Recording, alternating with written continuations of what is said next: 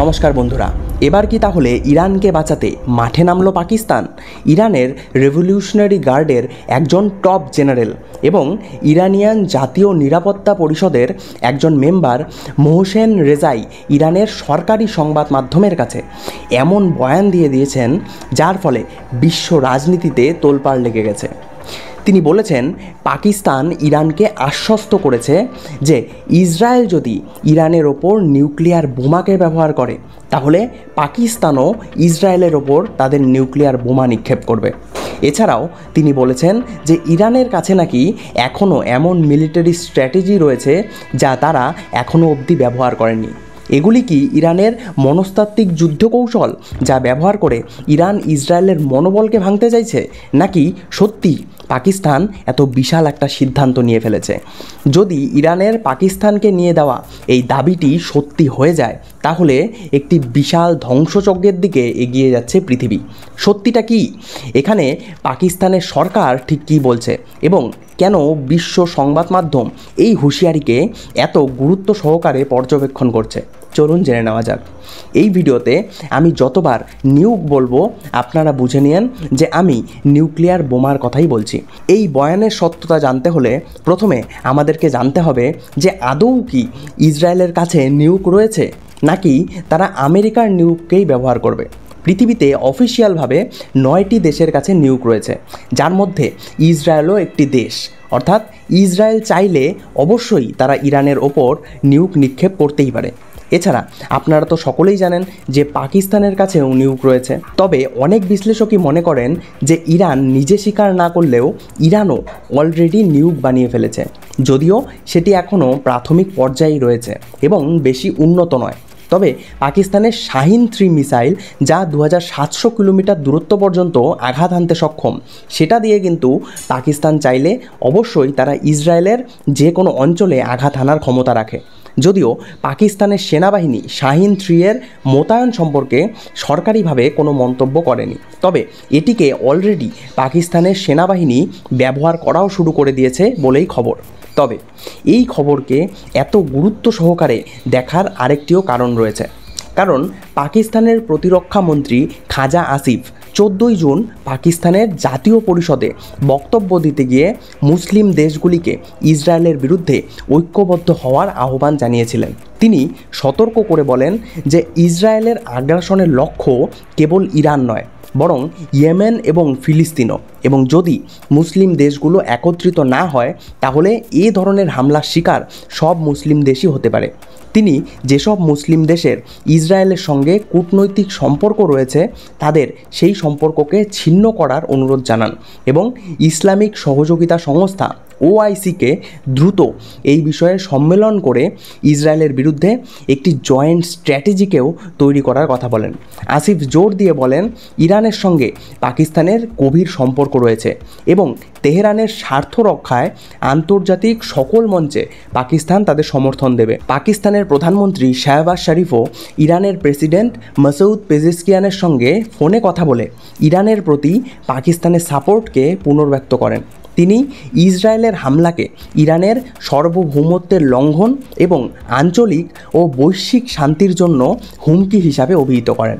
তিনি আন্তর্জাতিক সম্প্রদায় এবং জাতিসংঘকে ইসরায়েলের আগ্রাসন থামাতে জরুরি পদক্ষেপ নেওয়ারও আহ্বান জানান এবং এই অঞ্চলে শান্তি প্রতিষ্ঠায় পাকিস্তানের অঙ্গীকারকে পুনর্ব্যক্ত করেন।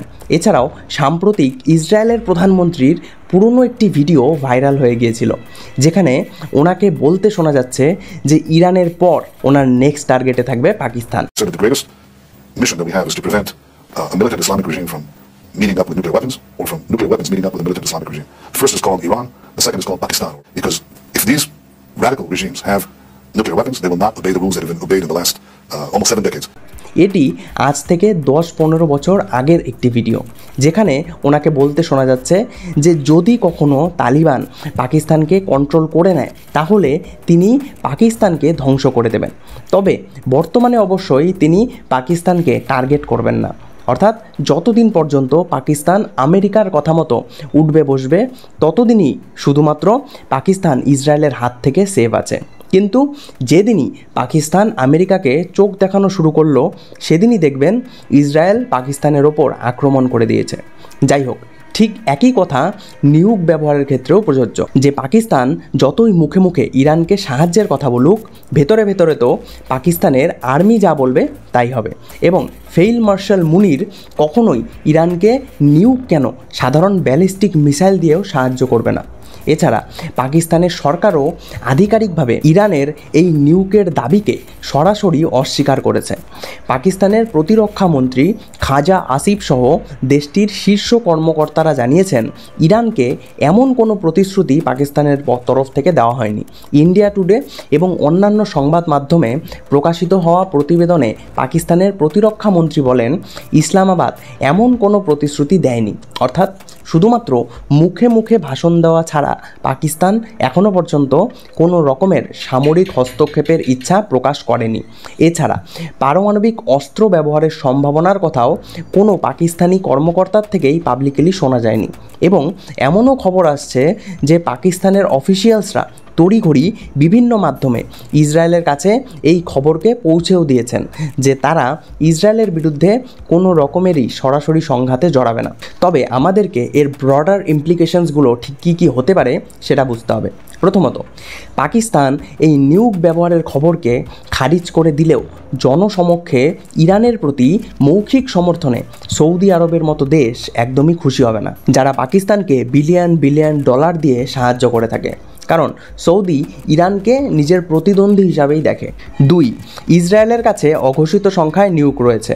অন্যদিকে ইরানের কাছেও বলা হয় যে নিউক আছে, যদিও যেহেতু ইরানের শীর্ষ কর্মকর্তা পাকিস্তানের নিউকের ভরসায় রয়েছেন, এর অর্থ ইরানের নিউক এখনও প্রাথমিক পর্যায়েই রয়েছে। এবং যদি কোনো দেশ সত্যি একটিও নিউক অন্যের ওপরে ব্যবহার করে ফেলে তাহলে পরিস্থিতি ভয়াবহ হতে পারে।